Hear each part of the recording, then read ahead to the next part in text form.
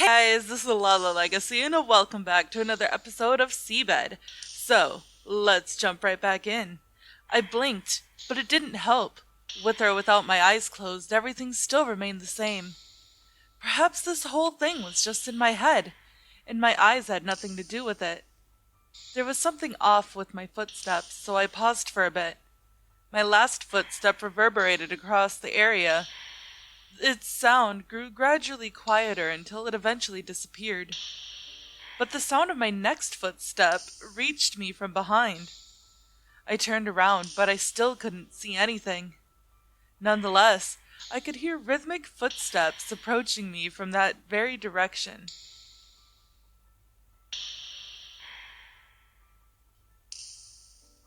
I rubbed my eyes and felt like I spotted a white stain of sorts in the darkness. I focused my eyes on it, then rubbed them again. The white stain began to grow bigger and bigger with each footstep I heard. It was a white shadow. Stretching tall from the ground, it had the shape of a person. It was coming towards me.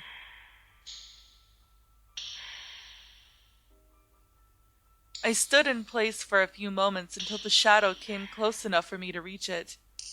It stopped right in front of me. Yet I still couldn't figure out what it was supposed to be.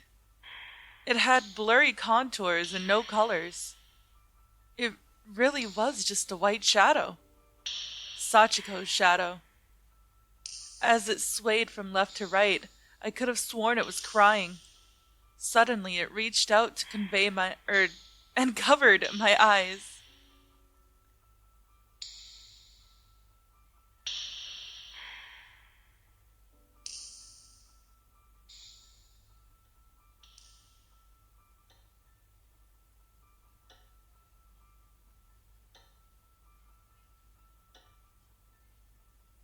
After blinking a few times, I looked around. I was back in a room. Before I knew it, I stood there in the middle, staring at the door. For a moment, I thought I was back, but this wasn't the same room I came from. I looked around while rubbing my arms. It was incredibly cold. I wore a coat over a long-sleeved shirt, a choice of apparel that would keep me warm during winter, yet the air in this room felt like it could penetrate right through its layers, chilling my skin. The room was about the same size as Kozue's, but the interior was different. The bed actually had a canopy with a curtain. The curtain was closed, making it impossible to see inside. I took a few steps to see if causing any sounds would change anything. The dry sound of my footsteps reverberated across the room, but that was about it. I couldn't feel anyone's presence. It was still as death. Only a faint, reddish light illuminated the interior. I stuck my hands in the gap between the curtains and slowly pulled them away. There was no one on the bed, much like I had expected. The curtains completely surrounded the entire bed, blocking view of its sides. I could barely make out the lamp and a silhouette of a clock on one side. I had to circle around the bed to check either of its sides. I inspected the room's interior one more time as I walked around. There was a dracania plant? I don't know. In a pot by the door. An oil painting of some landscape hung on the wall to the right of it. Underneath it rested an antique-looking dresser. It was well organized and neatly maintained. Feeling like I'd seen some of these things before, I returned my gaze to the painting. It was either the scenery or the painting itself, but I could remember neither what it was of, nor the painter who could have painted the thing. I walked closer to have a better look, but that didn't help. Perhaps I never really knew this thing to begin with. As my hand touched the dresser, I instinctively pulled it back. But then I realized I had no reason to be afraid and leaned against the desk. It didn't have a single speck of dust on it.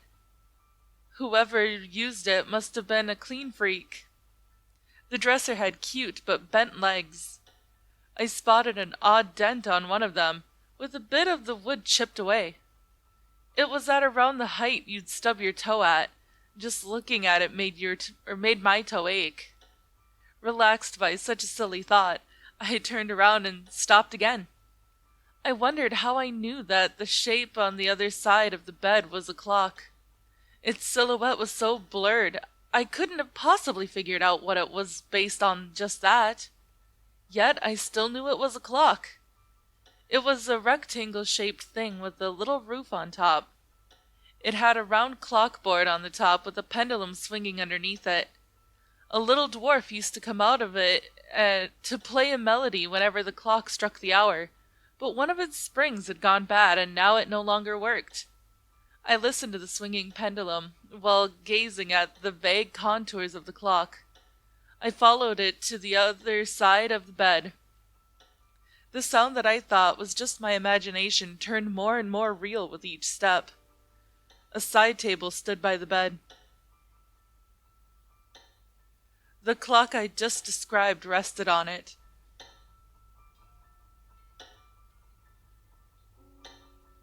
I felt my head grow hot when I confirmed it really was the same thing.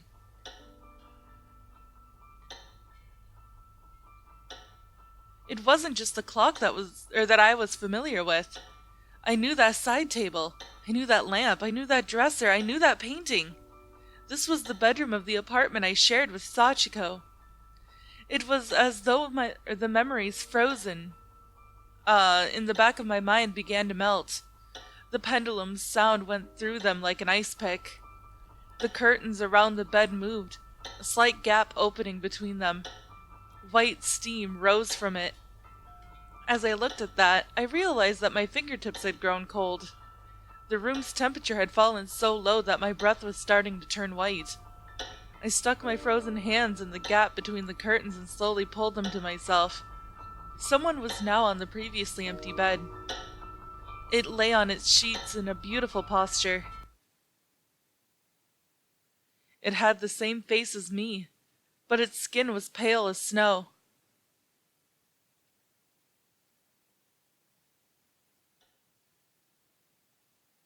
She saw her dead self, didn't she?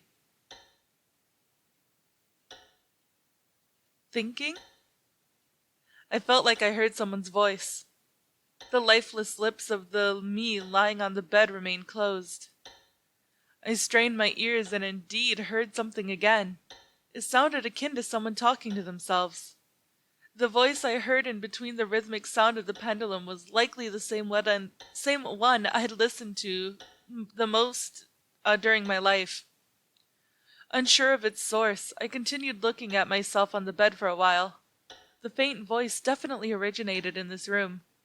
I focused all my attention on it, careful not to disturb it with any stray thoughts, almost like an archaeologist digging out a brittle antique. And eventually, I started to make out the words of that familiar voice. My surroundings suddenly grew dark. It wasn't because someone turned off the lights. I simply closed my eyes without being consciously aware of it. I finally realized the voice was coming from inside my head.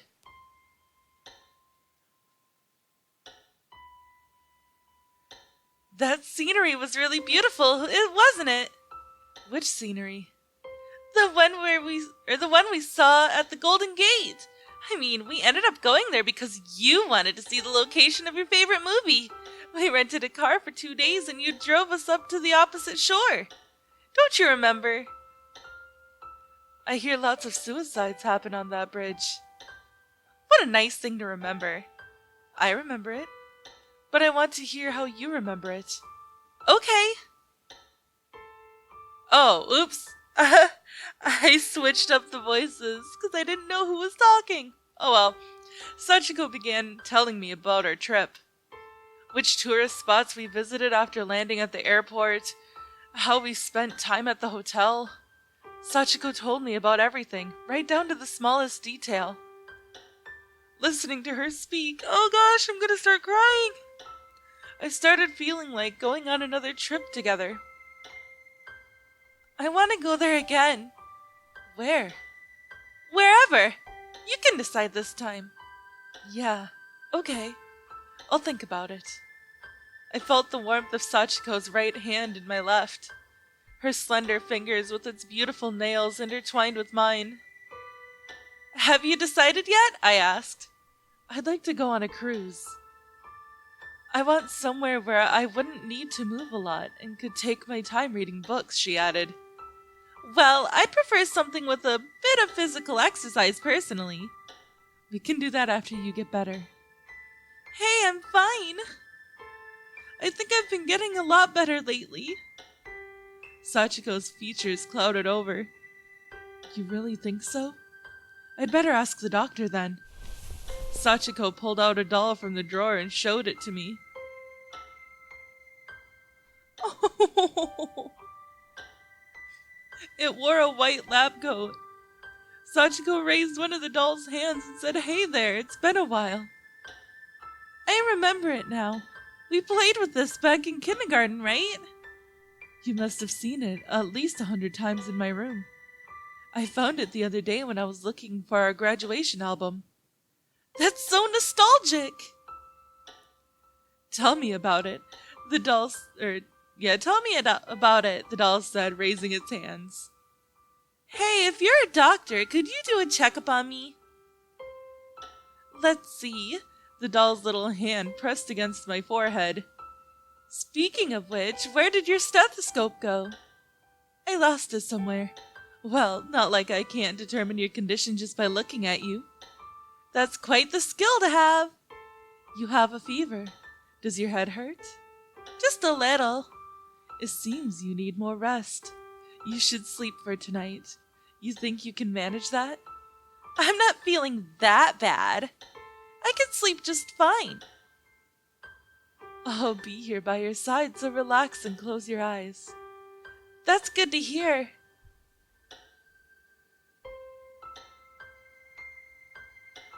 I returned to the darkness as the voices in my memories drew further away. I kept my eyes closed, waiting for the next voice. I didn't hear anything for a while, but I couldn't force myself to move. It was entirely possible that the moment I opened my eyes I would no longer be in that cold room. Remnants of Sachiko's presence still lingered about, along with something of tremendous importance. As such, I remained still in the darkness.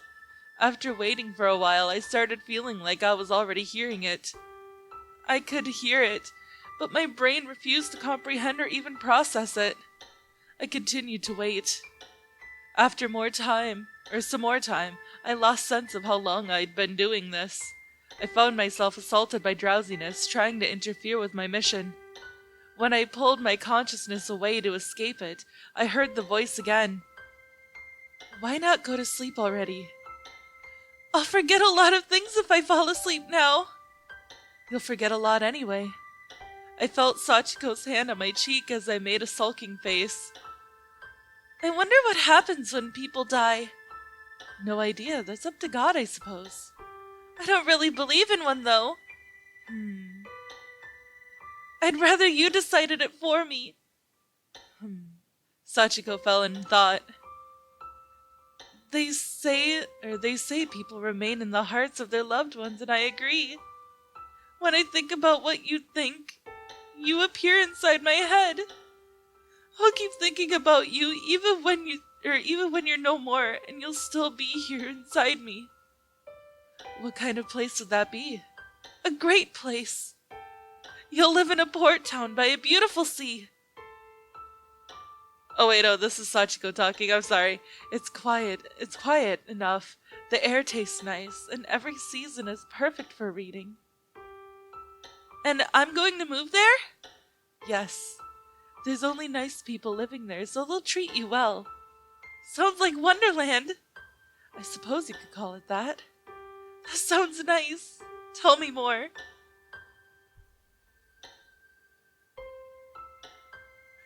I turned in the direction of Sachiko's voice and opened my eyes. However, her face was all blurry in the dim light and I couldn't make it out. "Okay," I heard her voice.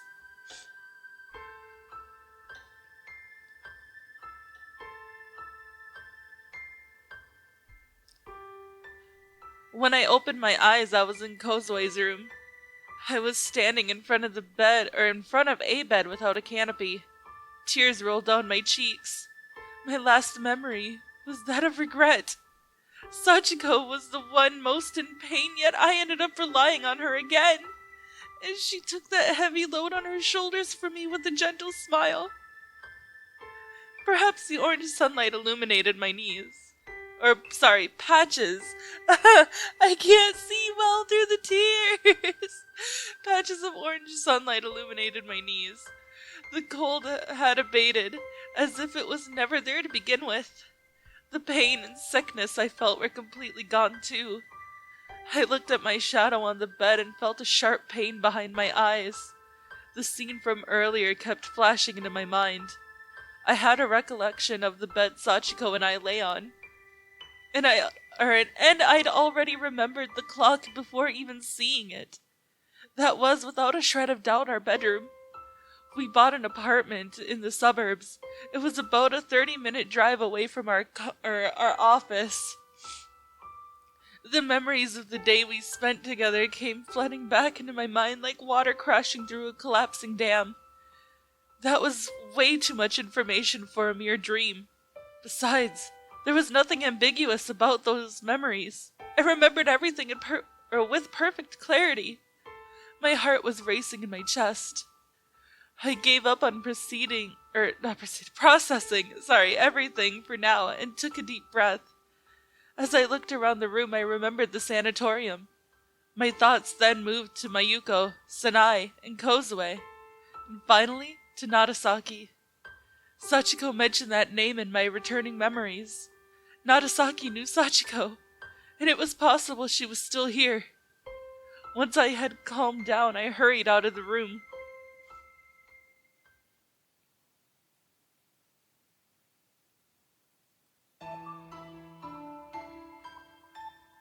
I descended the spiral staircase in a hurry.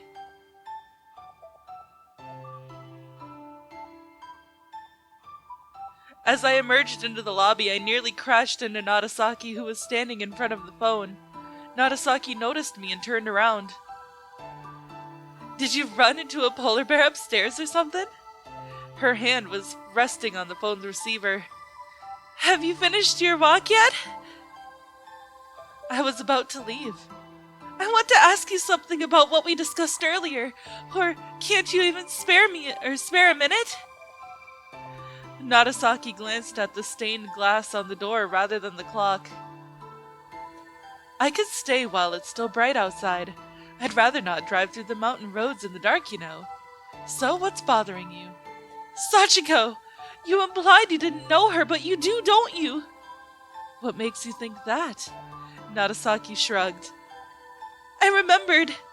Nagasaki is the name of the doll Sachiko used to play with. And you look a lot like it, too. And this same Nagasaki sent Sachiko's diary to me. You cannot be unrelated. It wouldn't make sense." Nagasaki slowly inhaled a breath, then looked at the floor. I couldn't quite make out her face in the already dimly lit lobby. Her expressions seemingly teetered between relief and exasperation, but I couldn't be sure. "You are correct, I do know her." "Why did you act like you didn't?" "I wanted you to remember it by yourself." "You still could have said something." Nagasaki shook her head. "There would have been no point if you couldn't remember her yourself. If anything I said had caused you to remember something, it would have ended up distorted by my subjective point of view. It wouldn't be your genuine memory, and these kinds of uncertain things are the first to be taken away by your illness. Your Sachiko and my Sachiko are different. In order to remember your own Sachiko, you had to recall your memories by yourself. That's why I avoided saying anything about her. All I could do was unobtrusively guide you toward the key to your memories." I understood what she was trying to say. Even back when I read that diary, there were times when I wasn't entirely sure if those were really my memories or just my imagination. And when I started thinking like that, I'd grow anxious and uncertain. Once you forget something for good, you cannot be sure about it anymore. "Thanks to you, I remembered something very important. However, some of the stuff I remembered is pretty crazy, which is why I'm so stumped right now. Narasaki spoke up while I was trying to look for a better way to articulate my thoughts. What did you remember exactly? I'm pretty sure I now remember more or less everything about our life together. But those memories don't explain why I'm here. It's almost like I have two different selves, each with its own separate set of memories. I feel like the time I spent living with Sachiko was akin to a dream that felt very real. But that is all the time that I have for this episode, guys. We are so close to the end. I can fucking feel it. I keep saying this every episode, but I know. But if you liked it, please give it a big thumbs up down below. And if you haven't already, subscribe. By subscribing, you're becoming part of a legacy. I'm sorry. I'm laughing because I'm crying. But yeah, so I will see you guys in the next video. Bye-bye!